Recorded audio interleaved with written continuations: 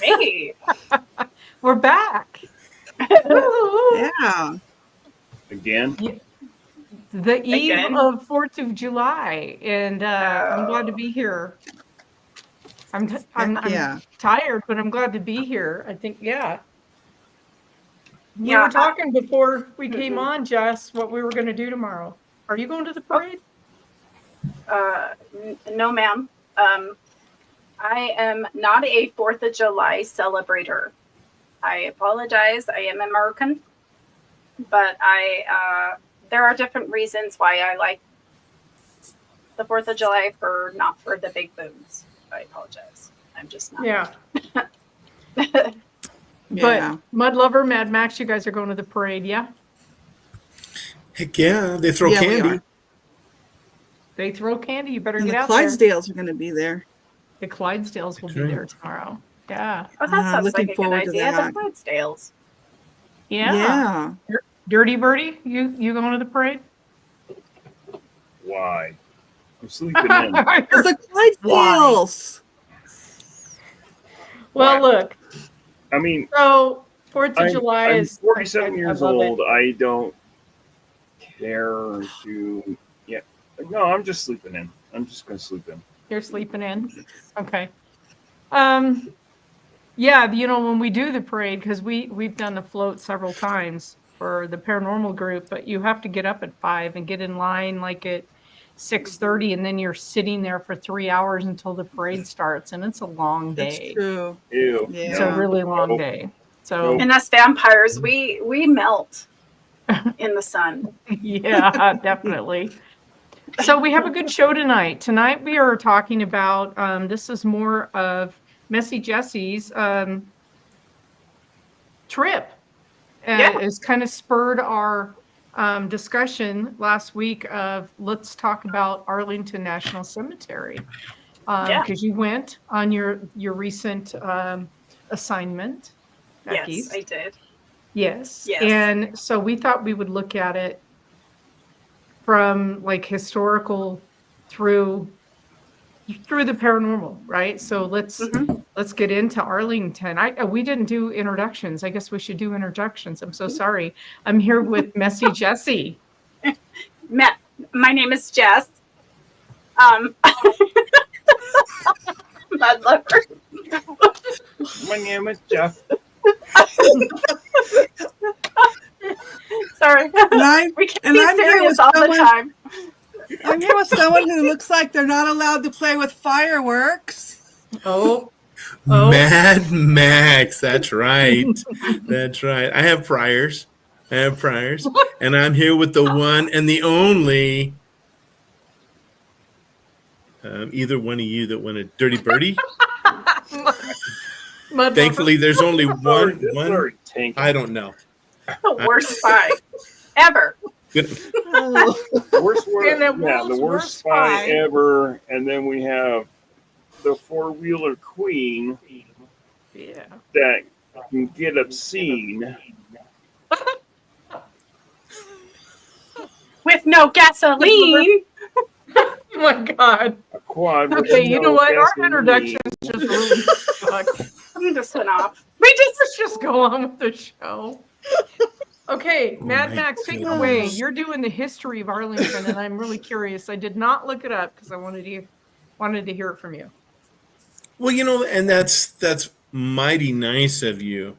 Arlington has not always been a cemetery. Arlington actually before Arlington was a national cemetery, it was part of the Arlington estate. And the Arlington estate was originally owned by George Washington Parker Custis. Now, remember back in those days, and if you don't know, when people did not have a name for their child, they would name them after famous people, George Washington, there was a lot of Abrahams, there was a lot of Thomases, and some of those are biblical names as well. But a lot of people named their children, especially their male children, after the founding fathers. So the more you know. Anyhow, It was John Parker Custis inherited that land before when he came of age after being in a trust, as his dad died when he was only 4. So John Park Custis got this land in a trust when he was 4 years old. It was originally part of 18,000 acres, and it was owned by the Park Custis family. Arlington, they began building Arlington House, and they finished building Arlington House in 1818 to be a home and a memorial for George Washington, the original George Washington, but he died in 1799. Custis left his house to his wife when he died, and he wanted her to live in it and run it, but never to sell it. Upon her death, it went to her eldest grandson, George Washington Custis. There's a lot of Georges. Can you imagine? That's like George Foreman. Every one of his kids, George. So, hey, George. No, the other George. No, the other. Are you George the Second or George the Third? Exactly. Yeah. In May of 1861, the Confederate aligned with the Virginia Mafia. Now, remember, there were sympathizers in the North that aligned with the Confederate soldiers. And there were sympathizers in the South that aligned with the Union soldiers. So with the help of the Virginia Mafia, they captured Arlington and in 1861. Despite not wanting to leave, Mary believed that the estate would be recaptured by Union soldiers. So she buried all of the family treasures on the grounds and left for her sister's house. So I can imagine wherever Arlington House is, you can't use a metal detector there. I'm sure that's already been gone through. May 1864, Union Army suffered mass fatalities, and they were ordered to find suitable sites for new and a larger national cemetery. Arlington Estate was the most suitable. Also was a factor believed to be the residence of Robert E. Lee at that time. So in essence, what they did was they took his house over so he could never come back.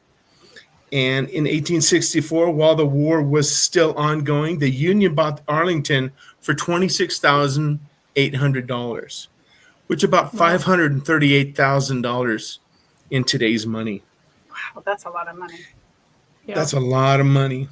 The property was placed in a tax sale for allegedly $92.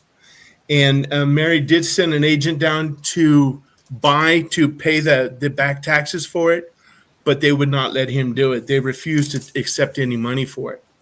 1874, George Washington Custis Lee sued the U.S. government for claims of ownership of Arlington.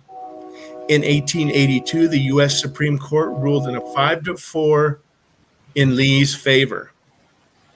Now, remember, this was George Washington Custis Lee, not Robert E. Lee. Mm-hmm. Following the decision of Congress, the estate was turned over to Lee. By this time, though, he was more interested in the money, which makes sense, and he sold it back to the government for $150,000, which is about $4.2 million now in 2024. In 1900, the last remaining residents of the village departed after the 56th Congress appropriated $75,000 to settle all the debts for them. Pretty interesting the way it kind of played out. In 1864, it was confiscated by the Confederacy, which makes 100. I mean, if you think about that, is quite a strategic move. It was established in the Civil War. It was officially established May 13th of 1864 during the Civil War. The land originally was Robert E. Lee's, and they took that away from him. There are Confederate graves there, but they're only on the family, the property that was owned by the Lee family, which is kind of interesting. a community of there's a place out there called Freedman's Village. It's a community. It was a community of freed slaves, and known as Freedman's Village. It was established on the property, and many of those people are buried on the cemetery, and they're in section 27. Memorial Day, the first official Decoration Day, right? That's what Memorial Day used to be called, was held in Arlington Cemetery on May 30th, 1868. The Tomb of the Unknown Soldier, which will be coming up a little bit later, is also there. There's a couple presidential graves. There's only 2 presidents that are buried there. It's John F. Kennedy and William Howard Taft. Really? There's a memorial. Go ahead. No, I didn't know that there was only 2 there. Okay. Yeah. And there's specifications to be buried there. Mm-hmm. You know, there's certain criteria which will be covered a little bit later to be buried there. You just can't make it to Arlington, as the song says. There's a memorial to the Challenger. The cemetery contains a memorial to the 7 astronauts in the Challenger disaster. And it's getting to capacity. Arlington National Cemetery is facing space limitations and may eventually just become a shrine. Mm-hmm. And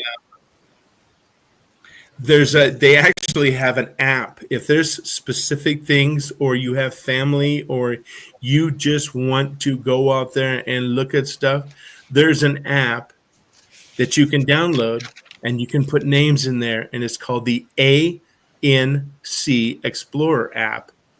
And you can go through this app, and you can find, like I said, family. You can find out if who's buried where. It's pretty interesting stuff.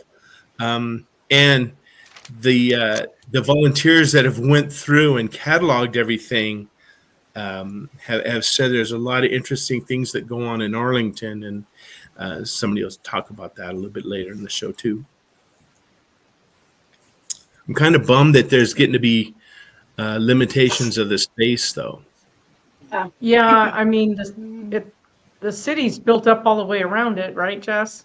Oh yeah. Mm-hmm. And it's just, there's a lot of changes now when you go there. There's now guards at every post, and you have to go in.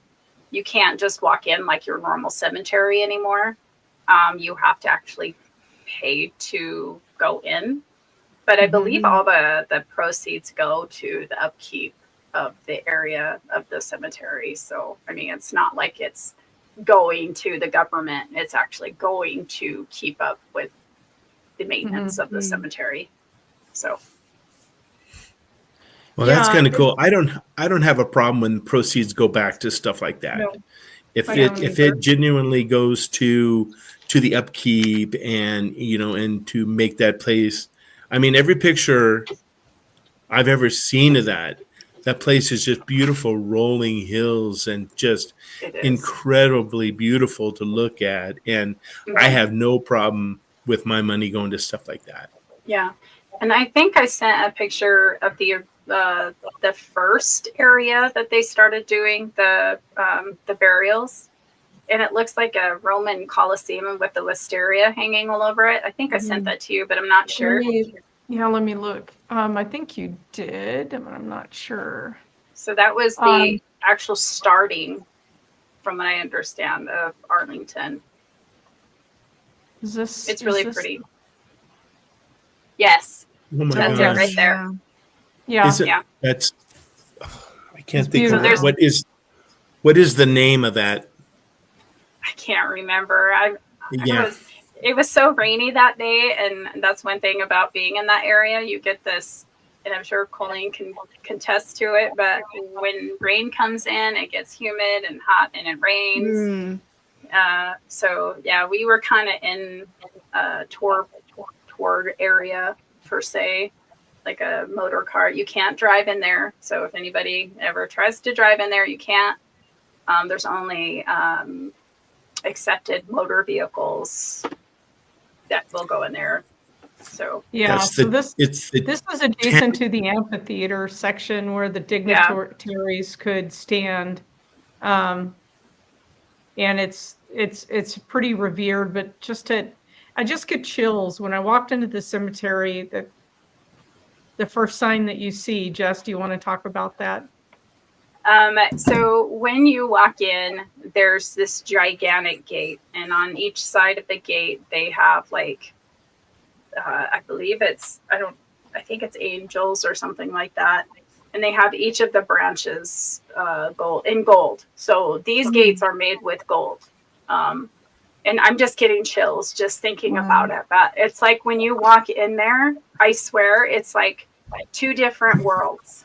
You know, you walk in and you are just overcome with emotion. You're overcome with pride.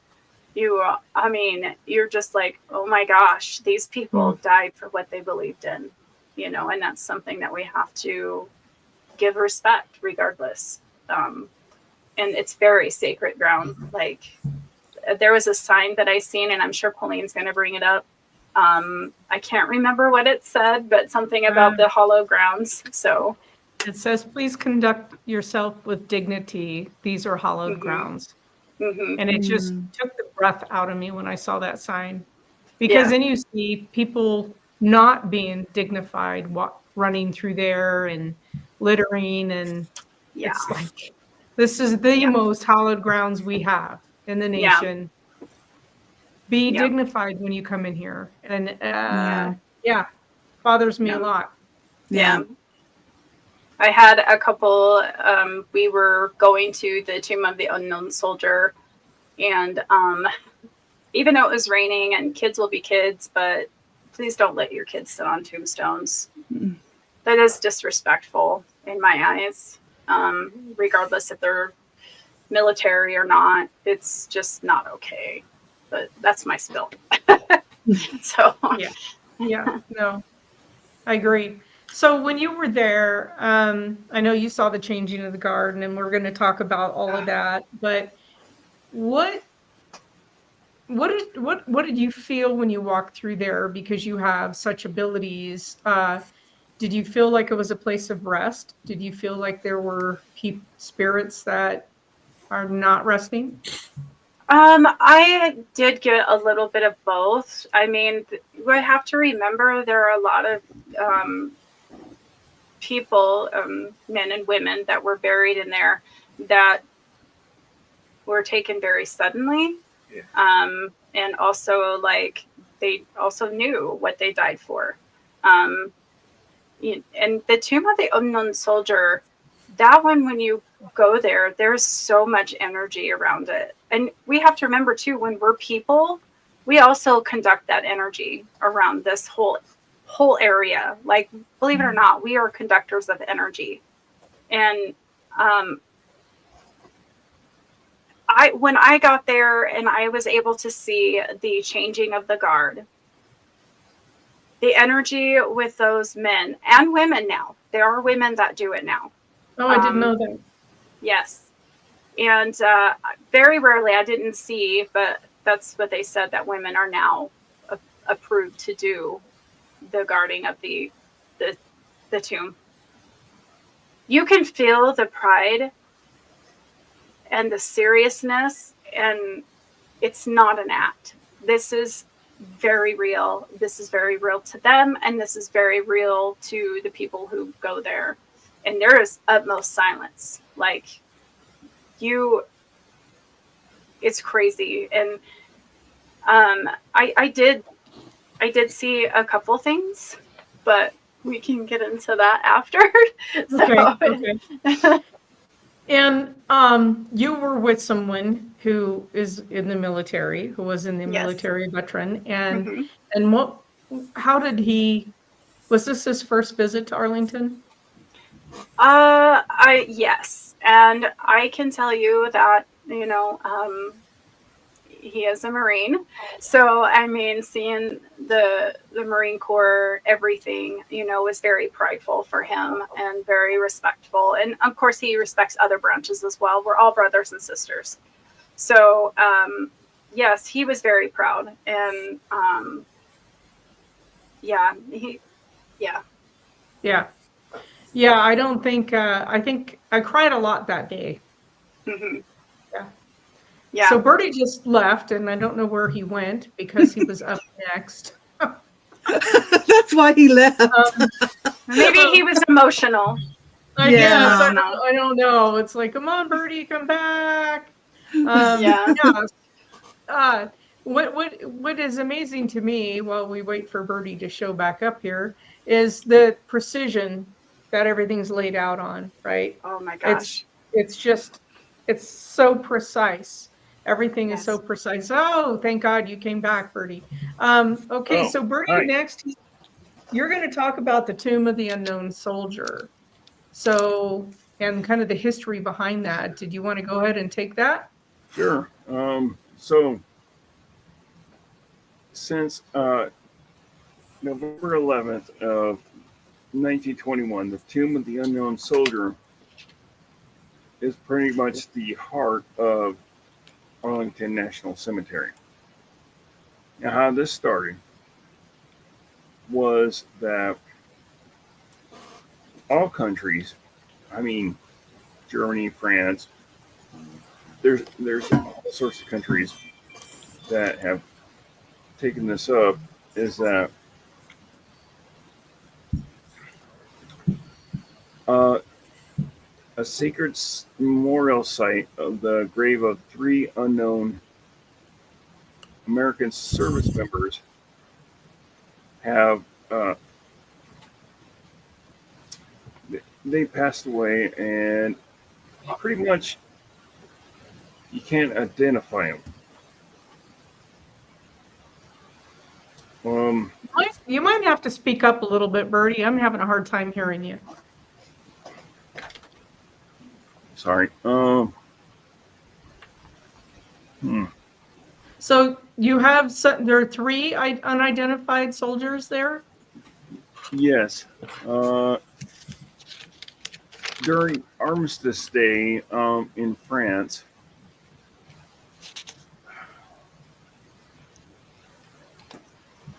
sorry, I can't. This is so. Sorry. All right, so we have the Tomb of the Unknown Soldier. I don't know the actual specs behind the specifics behind the tomb, but it has been continuously guarded since what year? Do you know? 1937. Okay, cool. Yeah. So and it's watched over by Marines, the old guard, right? I believe they're called, and they've continually stood the post to honor unknown soldiers. Yeah. Go ahead, Jess. Oh, I was just saying that according to some of the history that I was reading, it includes the grave sites of 2 other unknowns, one from World War II and the one from the Korean War, who were buried under 2 slabs between it and the memorial amphitheater behind it. And if anybody's been there, the amphitheater is gigantic. And all this is made by marble, like heavy marble. So when it rains, be careful because you'll slip and fall and break your face. Yeah,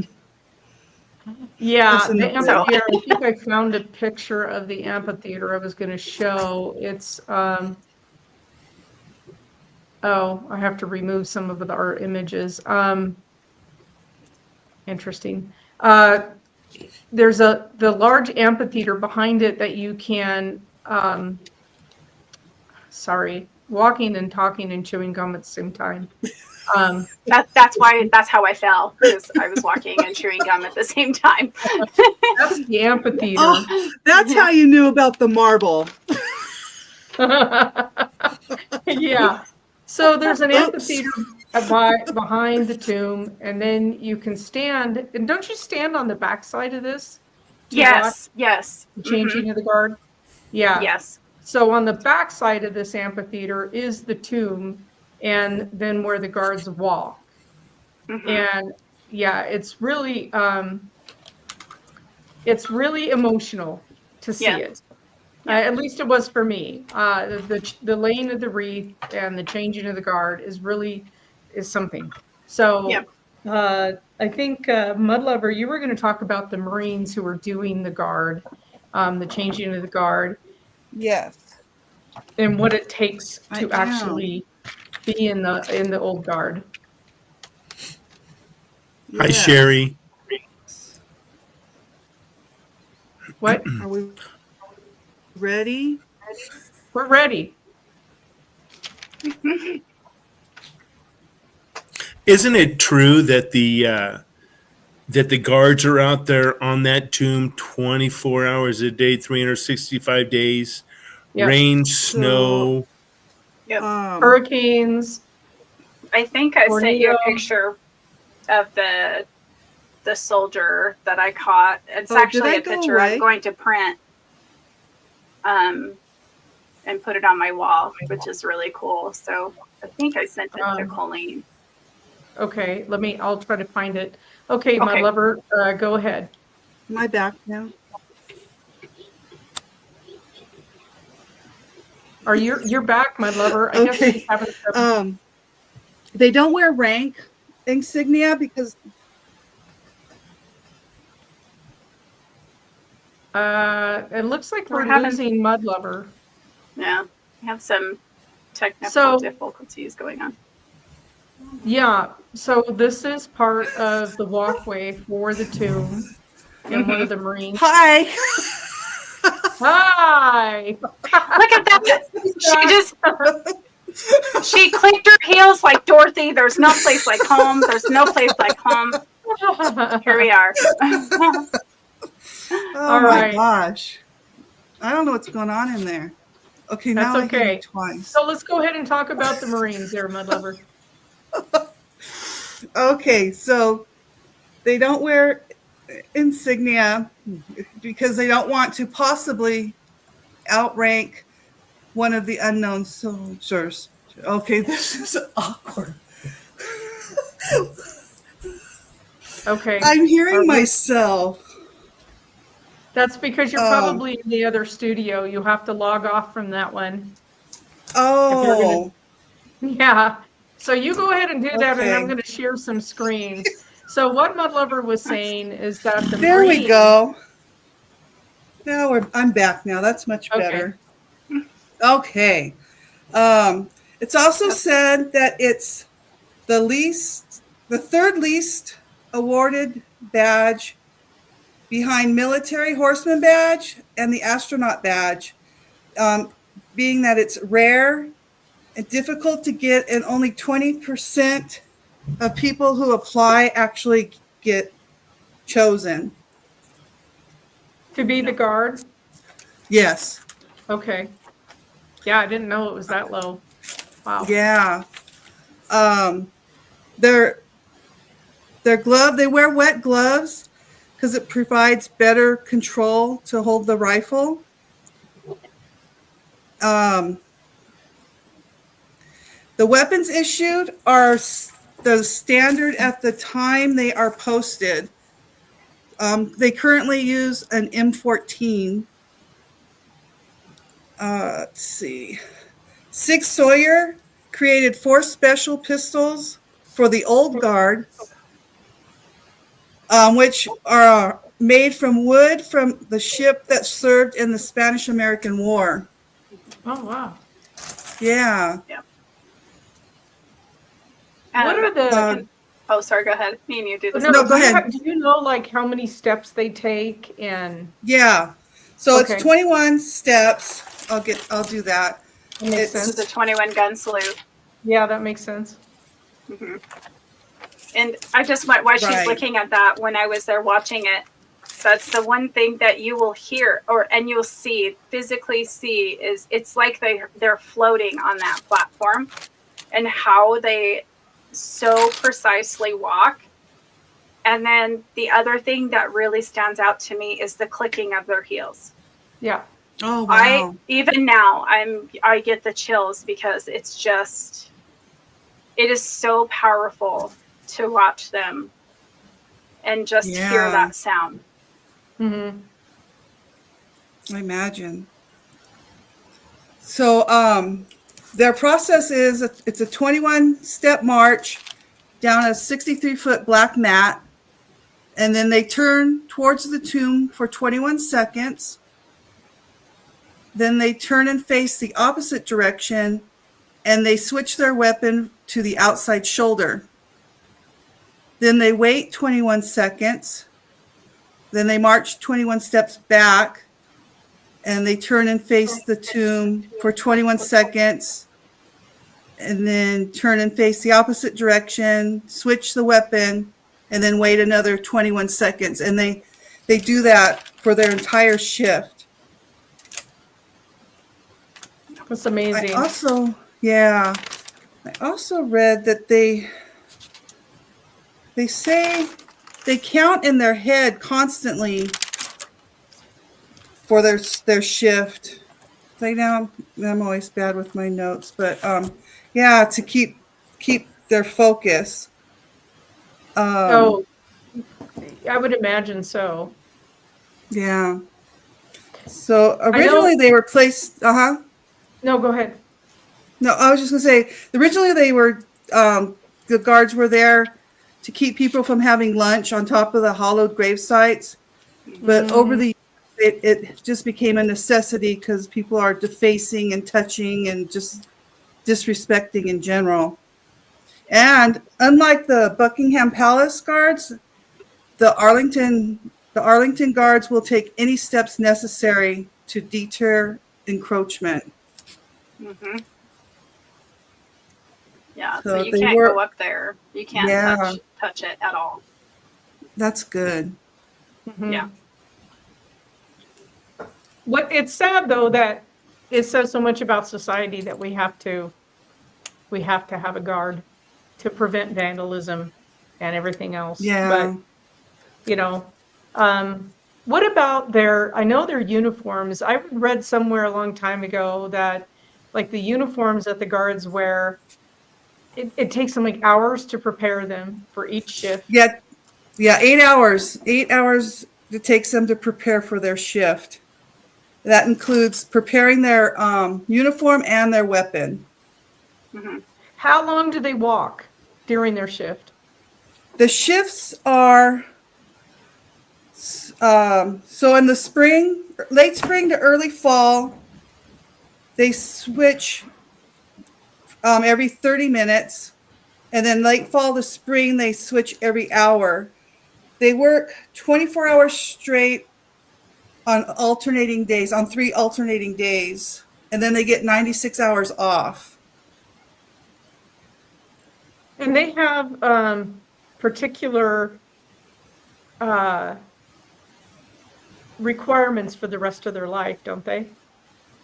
I did not come across that at all. Their tour for this assignment is 18 months. But nothing I read did I see what they do after their tour. I believe there's a few things. This is a totally voluntary, right? Mm-hmm. So the Marines volunteer for this. They have to have an unblemished military record. Correct. They have to be between 5'10" and 6'4". 6'4". And like you said, Jess, women now between 5'8" and 6'2", with a proportionate weight and build. They must be in superb physical condition, and they undergo a 2-week trial and pass a 7-page history test on Arlington to even be considered. Yeah. And they have to memorize it. Mm-hmm. Oh yeah. And then I had read years ago that what they cannot drink for the rest of their life. Yeah. Now, I'm not sure if that was true, like if that was just video chatter. I'm not sure, or internet chatter. Mm-hmm. But I think so, but I was going to tell you too, I found that the first female that did the first changing of the guard was October 4th of 2021. Her name was Guard Sergeant Chelsea Porterfield, and who was the first woman to hold that position. So hoorah to her. So looking back on some of the history, the first guard was posted in 1926. And that was, like you said, Mudlover was to deter disrespectful behavior. Before that, the tomb was unguarded for several years after the burial of a World War I unknown soldier. And like you said, since 1937, that's when they started the 24-hour guard. And there's also some Army Guard units or Army units that guarded the tomb. That hasn't always been the Marine Corps. Right.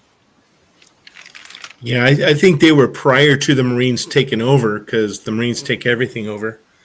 But they live, you got to understand, huh? They live underneath the tomb. Their barracks are underneath. So they have to, this is a 2-year commitment as well.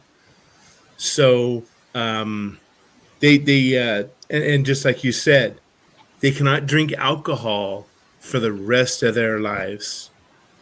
And I've heard that, but I'm not reading that anywhere. So I just found that on the physical traits of the guards. What are they limited to? And that goes to the 5'10" and 6'2".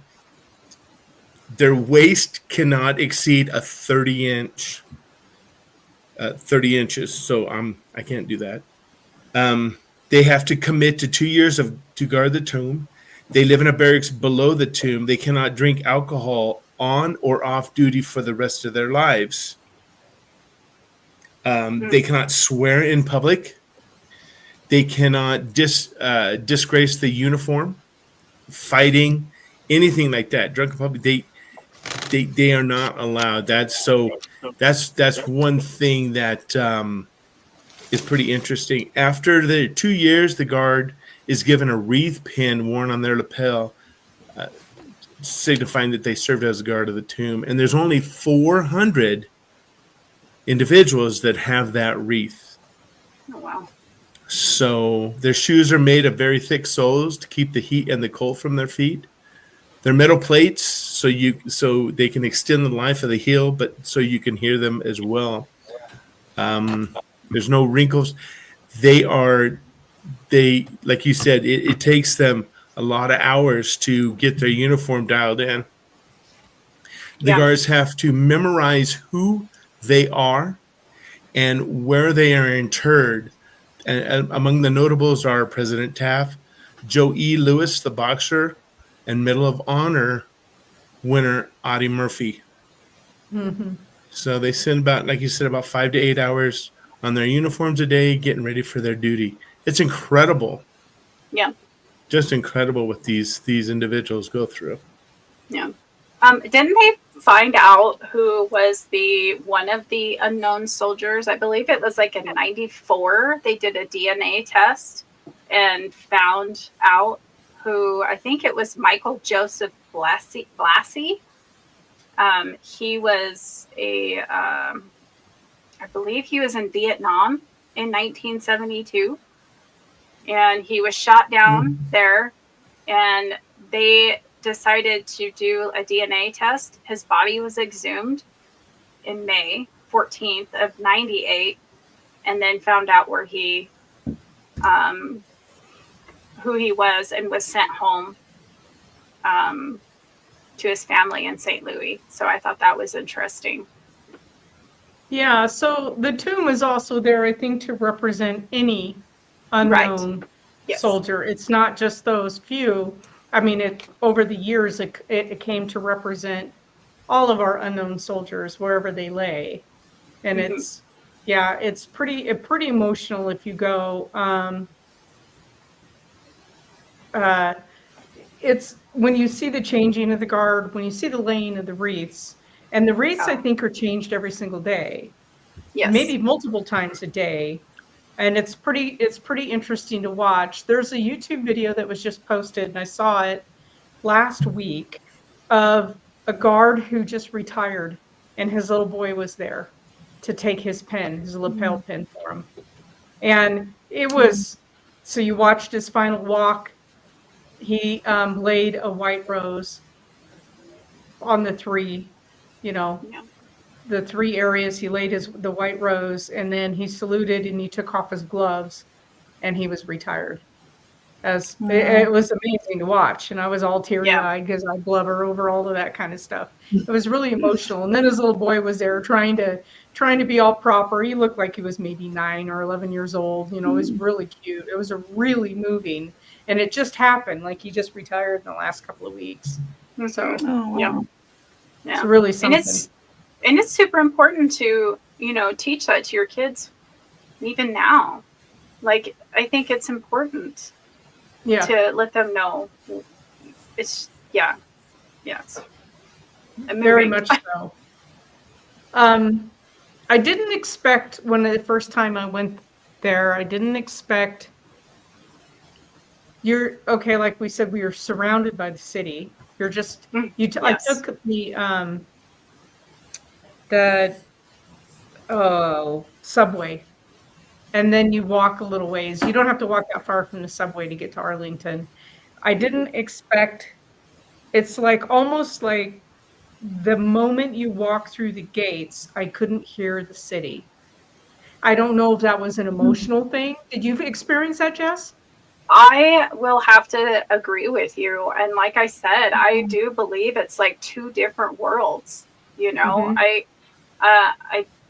It's so much. I mean, you can hear a little bit of the traffic on the interstate, but I do believe that you go in there, and I think it's just because we're so emotionally charged and so focused on everything around us, you know, that we don't hear that. We try to have that peace if we can there. I thought it was really, really interesting because I wasn't prepared for that. I just remember walking through there, reading the sign, kind of getting my act together because I was so emotional, and walking up the first road out of the visitor center, and everything shut down. All my hearing shut down. Kind of, I was just in the moment there. It was a beautiful summer day, and it was just, it was really wild. I really wasn't even paying attention too much to the kids after a few minutes. After I walked in, it was more, you know, walking through the rows and looking at names, and then making sure that I saw the changing of the guard, and seeing Audie Murphy and all of these different tombs and graves that were pretty amazing. Yeah. So there's some paranormal stories attached to it. What did you experience? Well, first I wanted to tell you too, because it just came to my mind, that people who are in the military are buried there, as well as family members, like spouses can be buried there. I don't know if that was part of the, I thought that was pretty interesting too. I didn't know that either. Yeah. I was kind of like, really? I always thought it was just military, which it is, but they can have their wife buried with them. Interesting. Yeah, or their family members, like a plot or something. They can. Oh, wow. Of course, they got to be higher up a little bit, you know, like general or something like that. So when I got there, obviously, you know, I talk about how much energy is there. When we got done with the Tomb of the Unknown Soldier, we took our little tram, and we were going to go see the president, Kennedy. And forgive me, I'm not much of a, like, I respect Kennedy and his history and what he's done, but I just don't like presidents. I want to see actual people who fought for this country and died for this country. And let me tell you, boy, did I ever.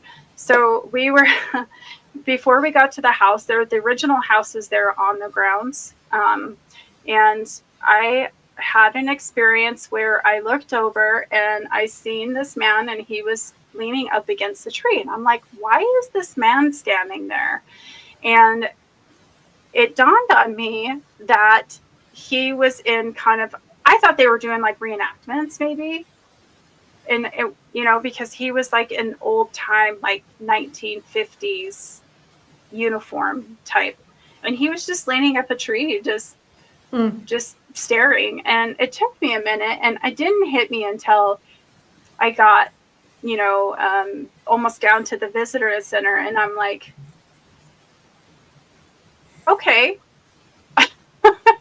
And come to find out, where I seen him were a lot of some of the World War One and Two were buried there, because there are sections. There's also a lot of Civil War people that were buried in there too, just FYI for anybody that don't know that.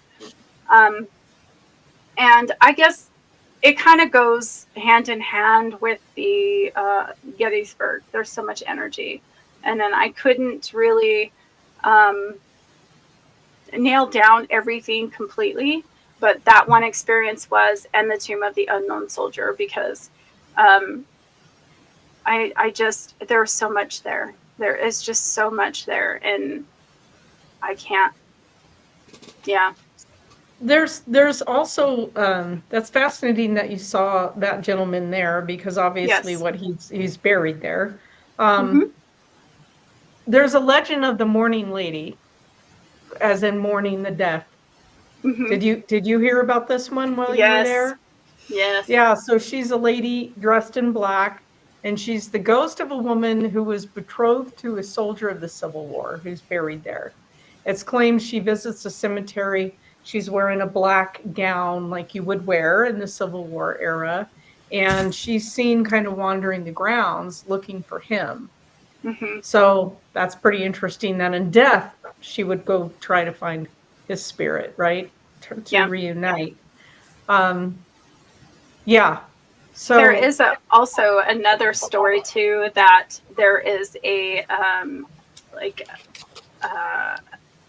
soldier who rides with his horse through there.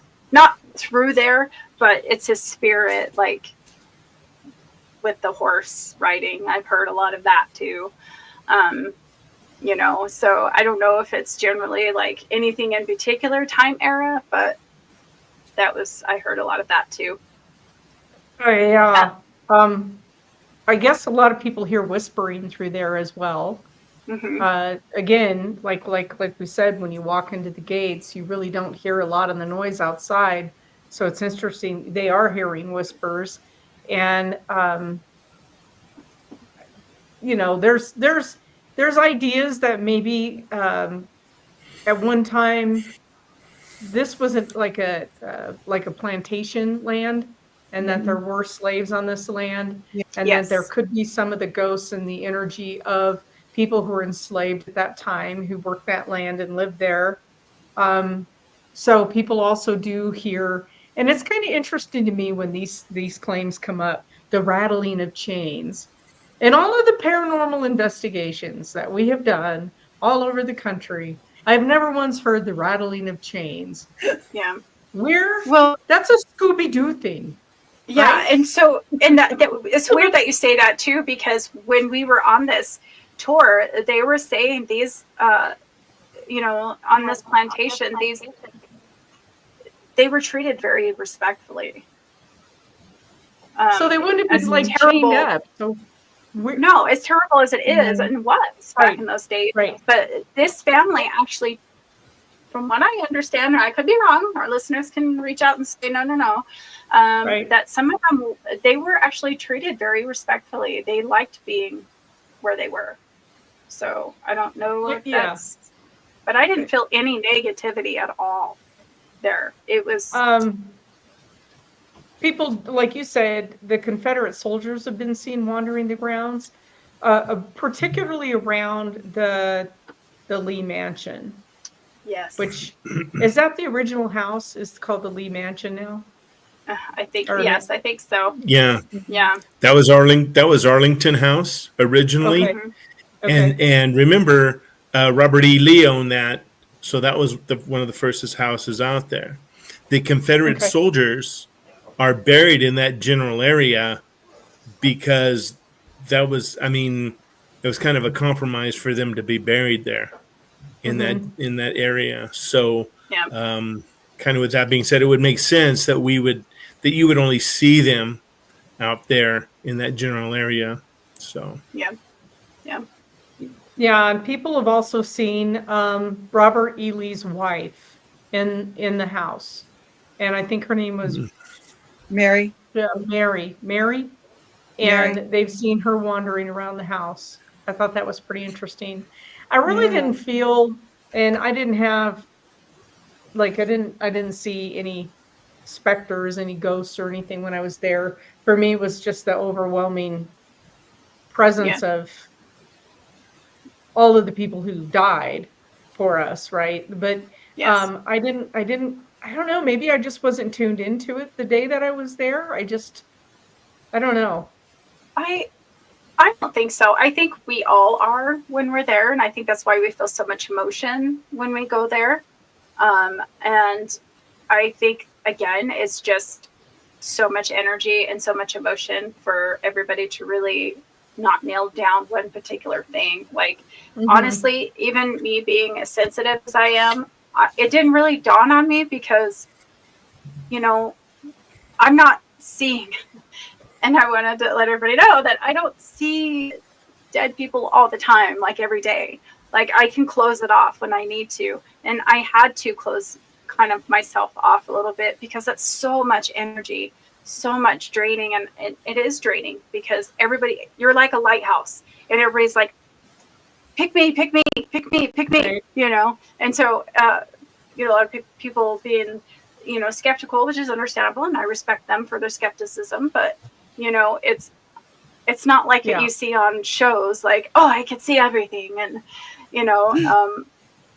we have to protect ourselves and live like as normal as possible.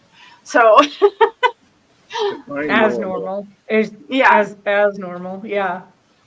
People have also said they've seen the like ghostly funeral processions of the horses and riders as coming through and hear the wagons and hear the horse hoofbeats on the pavement as down the road. That would be something to experience. They also have heard shots, like the 21 gun salute.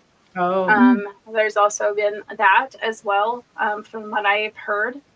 I'd be curious if any of the Marines who guarded the tomb at night, if they've heard things at night. That would be interesting to see. The guards that, patrol that area. I wonder. So is that in the evening, are those guards the only staff members in the cemetery, or are there other staff members that are around? There are. It is guarded. It is. Okay. Just because it's so close also to the Capitol as well. The White House. Yeah, it's close to the Capitol. It is close to the White House. Yeah. So it's very, very guarded. That whole area is, and also during the time that we were there, they were getting ready to shut down things because of things going on the 14th of June.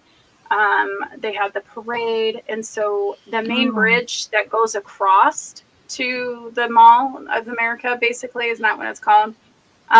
It was closed off. Yeah, and they have that historical bridge that they built. It's an older bridge right there. So a lot of stuff was really closed off and kind of eerie, Yeah, I think I don't know. I wish the amount of, we're so politically divided, and I wish that I don't know if people would go and experience these cemeteries, because we have a lot of national cemeteries. It's not just Arlington. We have national cemeteries all over the United States that military you can be buried in or interred in. And I sometimes really wish that people would go experience these, because maybe it'd pull you out of that and just remember the country we are. Yeah. And how we came to be. Because to me, I mean, tomorrow's July 4th, right?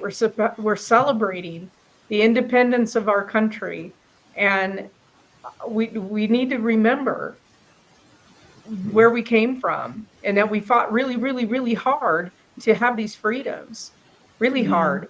And even though people say we've lost all of our freedoms, we may have lost some, but we're still pretty free.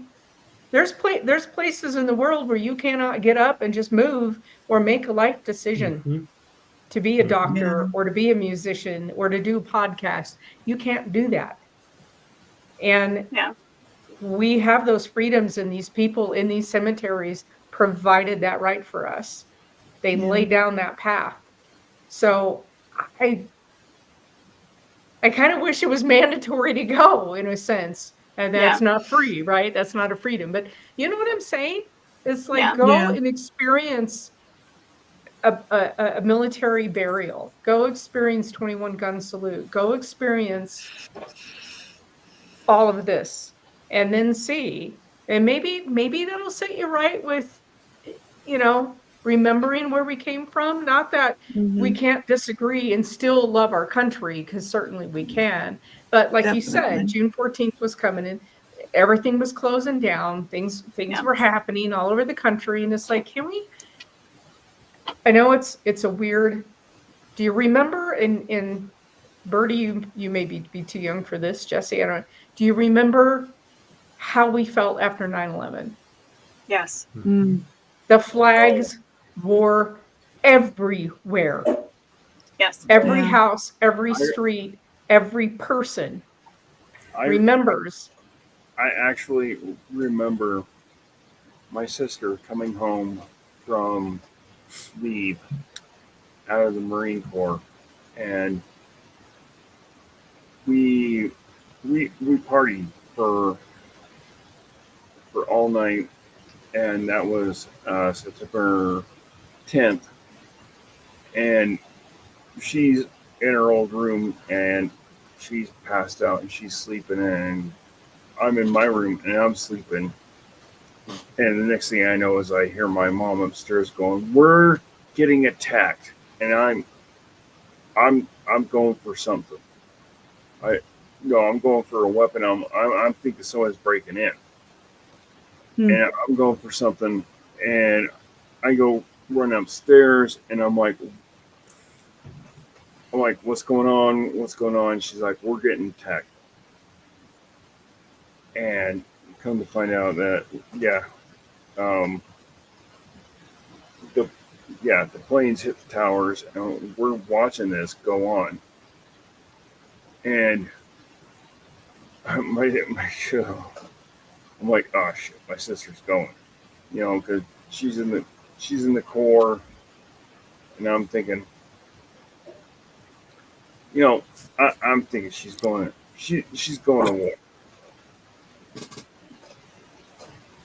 freaking out. So, yeah, it's I can't describe it. Yeah. It was a time that I don't think anybody who was here in this country will ever forget, but it brings you back to walking the grounds of these cemeteries and understanding. Yeah. I mean, understanding the freedoms that people died for to give us our country. So, yep, eternally grateful to these people. And I hope that if you if you ever have the chance to go to Arlington, please go, because you will not be disappointed in your experience of this incredible place. Yeah. No matter who you are, where you're from, what race you are, we're all people, we're all humans. We all have one goal, is to live our life and hopefully go to the other side, wherever it may be. Yeah. So. Yeah. anyway, and it is a shame you brought up, Jess, that they're talking about that they're running out of room there, and that is that's really a shame. And I wonder how much longer they have before. Yeah, that's crazy. Are they still doing burials there? I believe so. I believe you have to have special permission to be buried there, Sure. but I could be wrong. But yeah, I believe they are doing burials there. It just depends, I think, of the rank now. I know there's a lot of, again, like 4-star generals and stuff like that are buried in there. Well, I think you have to have died like in battle, KIA. Right. That's Yeah. what I'm thinking. Like in Iraq and Afghanistan, there were a lot of guys that were being interred there. Yeah, I mean, certainly the families have their choice, but yeah. So thank you for the topic, Jess. I know it was a moving day for you, and thanks for joining us tonight. We're going to be back next week with a different topic, and I hope that you will join us. We're always on Thursday nights at 7. We're always live, and unless the storm, because we have one raging outside right now, and I keep watching it, wondering what's going on out there as my lawn chairs go flying sideways. There's my umbrella. It's fine. It's fine. Look, it impaled my neighbor. But anyway, we will be back next week with another topic. And thanks, Pac-Man. We love you. We're glad that you're always in our audience. Thank you. Yeah. And so we'll catch you guys next week. Thanks for tuning in, and take care. Like and subscribe. Don't forget. That's like right. and subscribe. That's right. Make sure you like. Absolutely. We appreciate you. Yep. And be safe on the 4th. No drinking and driving. That's right. Or lighting fireworks off like somebody else.